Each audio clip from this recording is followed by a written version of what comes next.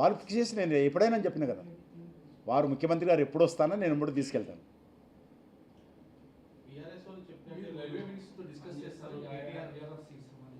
ఆయన లేడు, నేను వచ్చినాక మాట్లాడతా, వారితో కూడా మాట్లాడతాను.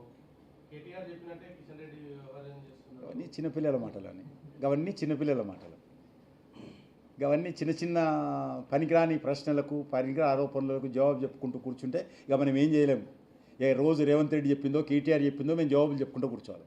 వాళ్ళు అంటారు కదా, కాంగ్రెస్ బీజేపీ ఒకటని కేటీఆర్ అంటుంటాడు, కిషన్ రెడ్డి రేవంత్ రెడ్డి ఒకటని కేటీఆర్ అంటుంటాడు, ఇప్పుడు కేటీఆర్ కిషన్ రెడ్డి ఒకటే అని ఈయన అంటుంటాడు. ఇక వాళ్ళకి జవాబులు చెప్పుకుంటే చేస్తే పనికిరాని ముచ్చట్లకు, ఆధార రైతు ఉన్నటువంటి మాటలకు, చిన్నపిల్లలు ఆడుకునేటువంటి గోళీలాటలాగా చాక్లెట్ తిన్నట్టుగా మాట్లాడుతుంటారు వాళ్ళు.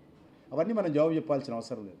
తెలంగాణ ప్రజలకు తెలుసు కిషన్ రెడ్డి ఏంటో, బీజేపీ ఏంటో, నరేంద్ర మోడీ గారు ఏంటో, ఏ రకంగా మేము ఒక్క సీటు రాకుండా టీఆర్ఎస్ను పూర్తిగా పార్లమెంట్ ఎలక్షన్లో ఓడించాము, కాంగ్రెస్ పార్టీని ఏ రకంగా అడ్డుకున్నామో తెలుసు.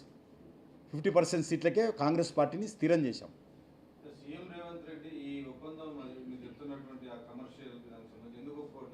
అది నాకేంది ఇప్పుడు రోజు అడిగిన విషయం కదా, నిన్ననే నేను ఎక్కడో ఉంటే నాకు ఇవన్నీ వచ్చింది, అంతకుముందు చెప్పలేదు కదా ఇవన్నీ కూడా.